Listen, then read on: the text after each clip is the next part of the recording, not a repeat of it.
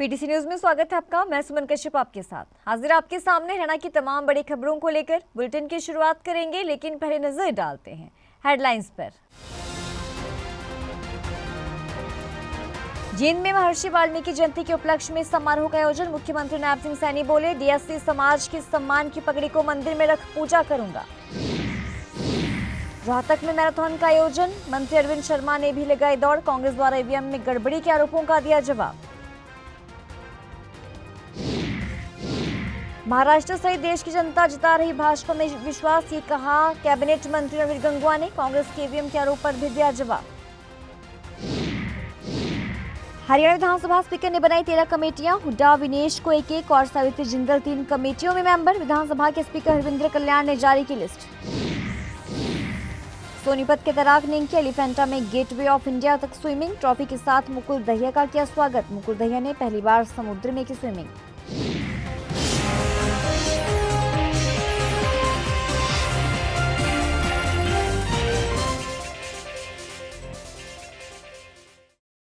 और अब खबरें विस्तार से। जींद में स्थित एकलव्य स्टेडियम में महर्षि वाल्मीकि जयंती के उपलक्ष्य में राज्य स्तरीय समारोह का आयोजन किया गया।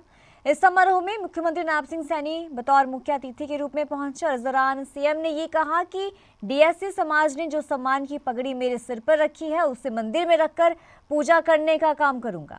यह आपके सम्मान की पगड़ी है। सुनिए क्या कुछ कहना है मुख्यमंत्री नायब सिंह सैनी का।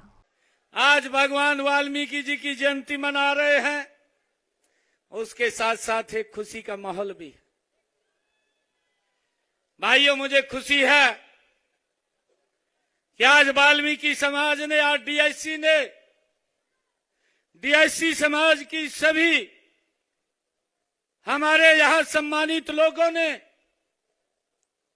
जो मेरे सर के ऊपर ये सम्मान की पगड़ी रखी है, मैं आपको ये विश्वास दिलाता हूं कि इस सम्मान की पगड़ी को शीशे में फिट करवा करके, जहां मैं पूजा करता हूं बैठ करके घर में, उस घर के अंदर उस पूजा स्थल के ऊपर ये पगड़ी वहां रखी दिखाई आप लोगों को देगी।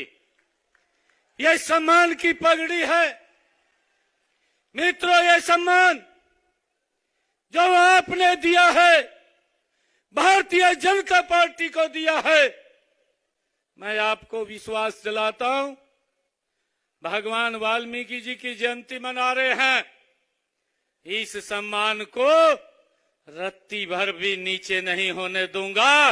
इस सम्मान को बढ़ाने के लिए काम करेंगे भाइयों। दीनबंधु चौधरी छोटूराम की जयंती के अवसर पर रोहतक में जाट कॉलेज से 5 और 21 किलोमीटर मैराथन का आयोजन किया गया। हरियाणा के जेल और पर्यटन मंत्री अरविंद शर्मा ने मैराथन को फ्लैग दिखाकर वहां से रवाना किया। तो महाराष्ट्र में एनडीए की जीत पर यह कहा कि झारखंड में भाजपा का अच्छा प्रदर्शन रहा और आगे कहा कि पीएम मोदी को लोगों ने सुना और उससे लोगों में विश्वास पैदा हुआ। कांग्रेस द्वारा ईवीएम में गड़बड़ी के आरोपों पर कहा कि कांग्रेस एक झूठ का पुलिंदा है। हमारे आदरणीय रहबरे आजम सर दीनबंधु सर छोटूराम की आज जयंती के मौके पर कमेरा वर्ग जिसमें हर तबका शामिल है, कमेरे वर्ग ने आज इस कमेराथन का आयोजन किया। नौजवानों में जो नशे की बात है उसके खिलाफ जो है ये मैराथन थी, उसकी जागरूकता के लिए। और बहुत अच्छे तरीके से इसका आयोजन हुआ। काफी संस्थाओं ने इसमें हिस्सा लिया, नौजवानों ने हिस्सा लिया, किसानों ने हिस्सा लिया और 21 किलोमीटर का ये रन है मैराथन का। हमारे आदरणीय दीनबंधु सर छोटूराम जी के मूर्ति पर सांपला में और उनके जो संग्रहालय है उस पर इसका समापन होगा। और बहुत सारे हमारे नौजवान साथियों ने और बुजुर्गों ने भी इसमें हिस्सा लिया है। मैं सबको धन्यवाद भी देता हूं कि इस प्रोग्राम के साथ के नशे के खिलाफ जो ऐसी बात रखी है, क्योंकि नौजवान साथी, नशा एक ऐसी चीज़ है इसमें उम्र भी नहीं देखी जाती और हमें सबको कोशिश करनी चाहिए मिलकर के कि नौजवान साथी इस बात से अपना रास्ता ना भटके और नशे की आदतों को छोड़ें और ये तो बिल्कुल परिवार को, दोस्तों को, सबको, रिश्तेदारी को, सबको दूर कर देता है। उसको होश ही नहीं रहता वो क्या कर रहा है। तो ये हमारी सबकी अपील है कि हमारे नौजवान इस नशे की, जिसको भी ये बात आदत है, उसको छोड़ करके एक मेन स्ट्रीम में है। कैबिनेट मंत्री रणबीर गंगवा ने ये कहा कि महाराष्ट्र सहित अलग अलग प्रदेशों में हुए चुनावों में जनता ने भाजपा की नीतियों में विश्वास जताया है। उन्होंने कहा कि महाराष्ट्र में एनडीए को एक तरफा बहुमत मिला और यूपी में भी कई सीटों पर उपचुनाव हुए जिनके नतीजे भाजपा के पक्ष में रहे हैं। उन्होंने कहा कि जनता अब कांग्रेस के बहकावे में आने वाली नहीं है। जहां जहां कांग्रेस की हार होती है वहां वहां ईवीएम का ठीकरा फोड़ा जाता है, लेकिन जहां जहां कांग्रेस की जीत होती है वहां ईवीएम कैसे ठीक हो जाती है। उन्होंने कहा कि कांग्रेस पार्टी जनता को बहकाकर सत्ता हासिल करती है। काठ की हांडी एक बार सस्ती है और बार बार नहीं सस्ती। कांग्रेस अब पार्टी नहीं रही बल्कि अलग अलग गुटों का मिश्रण बनकर रह गई है।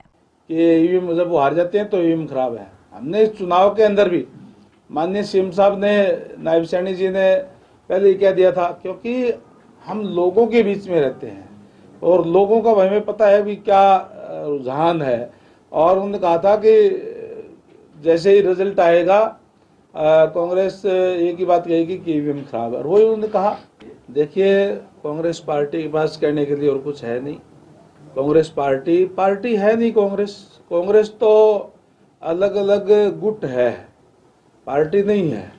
कोई हुड्डा गुट है, कोई शैलजा गुट है, कोई सुरजेवाड़ा का गुट है। और आज जो उन्होंने कारनामे किए अपनी सरकार के समय में, जिस तरीके से युवाओं के साथ धोखा करने का काम किया, नौकरियां बेचने का काम किया और केवल गरीब लोगों से वोट रथियाने के लिए एक ही बात कही कि कांग्रेस का हाथ गरीब के साथ। और जब सरकार उनकी बनी तो केवल उनके साथ धोखा करने का काम किया, कुछ देने का काम नहीं किया। आज इसीलिए हर वर्ग के लोग कांग्रेस से जो है दूर होते जा रहे हैं।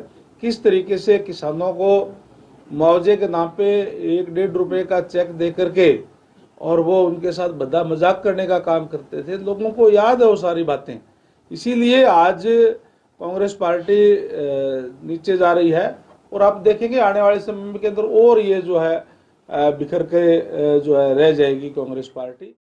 हरियाणा विधानसभा में सरकारी कामों की निगरानी समेत दूसरे कार्यों के लिए 13 कमेटियां गठित की गई हैं। विधानसभा के स्पीकर हरविंदर कल्याण ने शनिवार रात को इसकी लिस्ट जारी की। इन 13 कमेटियों में पूर्व सीएम भूपेंद्र सिंह हुड्डा को किसी कमेटी का चेयरमैन नहीं बनाया गया। दिनेश फोगाट को एक ही कमेटी में रखा गया है, जबकि निर्दलीय सावित्री जिंदल 3 कमेटियों में शामिल है।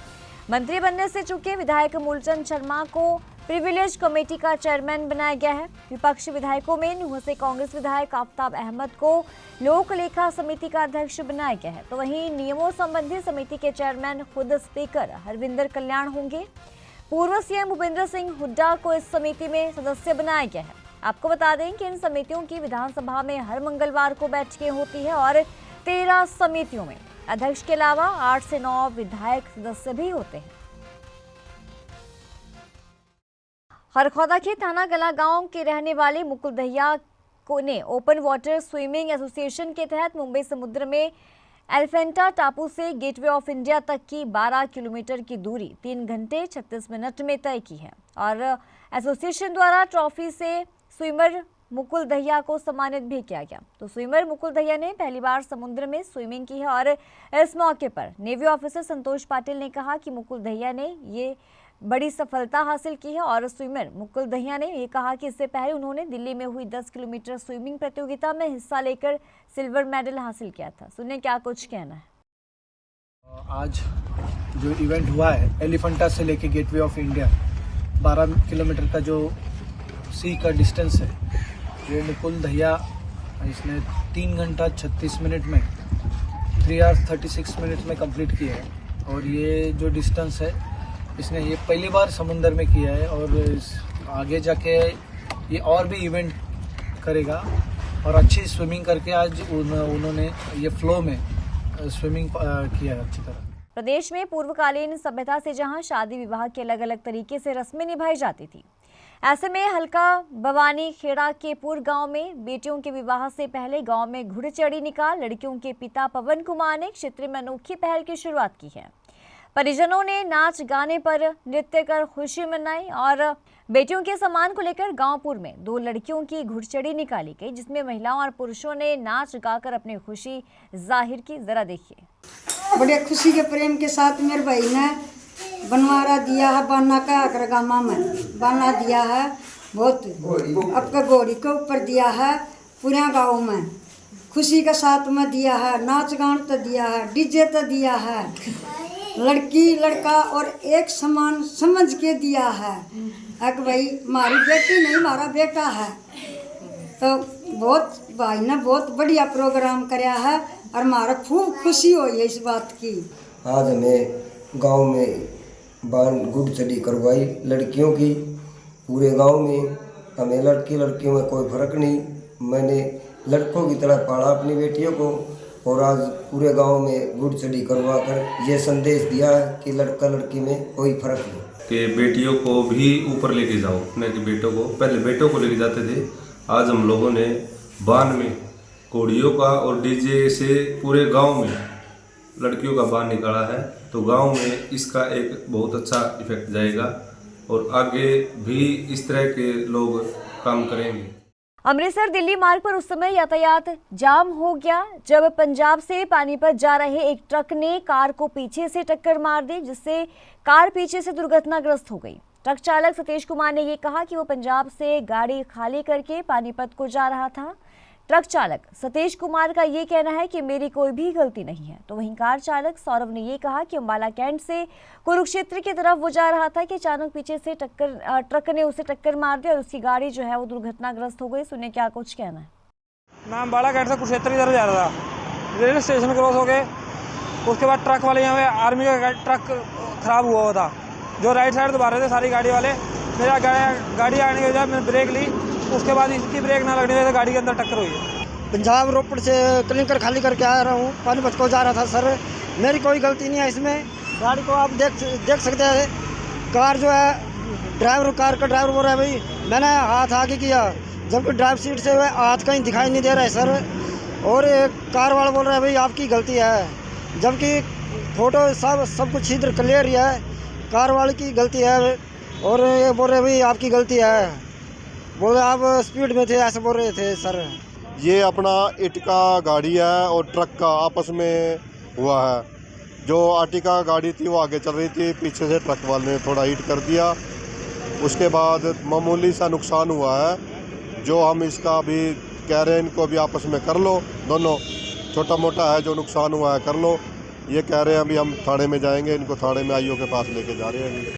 यमुनानगर के कस्बा छिछरौली स्थित NH 97 पर जा रही एक स्कॉर्पियो कार अचानक आग के गोले में तब्दील हो गई। स्कॉर्पियो से धुआं निकलता देख कार चालक ने सूझबूझ दिखाई और तुरंत गाड़ी पर ब्रेक लगाई। कार में सवार 5 बच्चों और एक महिला सहित सभी को सुरक्षित बाहर निकाल दिया गया और जैसे ही इनको बाहर निकाला, आग ने पूरी गाड़ी को अपनी चपेट में ले लिया। हम सब पीछे से आए थे, एकदम देखा ये आग लग रही इसमें, उन्होंने ड्राइवर ने खिड़कियां खोल ली, बच्चे निकाले, पहले इनकी लेडीज भी थी जो मालक हैं वो निकाले, एकदम पटाखे बजे फिर इसमें, टायर फूटे, टंकी पटी, इतना फायर ब्रिगेड आई, इतना काम हो गया सारा। 5-6 बच्चे थे, उनकी लेडीज थी, बस एकदम इसमें तो इसे बैटरी से आग लगी। सीएम फ्लाइंग टीम सहित विभिन्न विभागों की टीमों के द्वारा संयुक्त रूप से कार्रवाई करते हुए दादरी शहर के चौक पर फर्जी अस्पताल का भंडाफोड़ किया गया है। जी हां, बिना लाइसेंस के चल रहे अस्पताल में जहां मरीजों का इलाज किया जा रहा था, तो वहीं साथ लगती बिल्डिंग में स्पेशल बेड की सुविधा भी मरीजों को दी जा रही थी। तो टीम के द्वारा महिला चिकित्सक को काबू करते हुए दवाइयों के अलावा अन्य दस्तावेज कब्जे में लेकर आगामी कार्रवाई जो है वो शुरू कर दी है।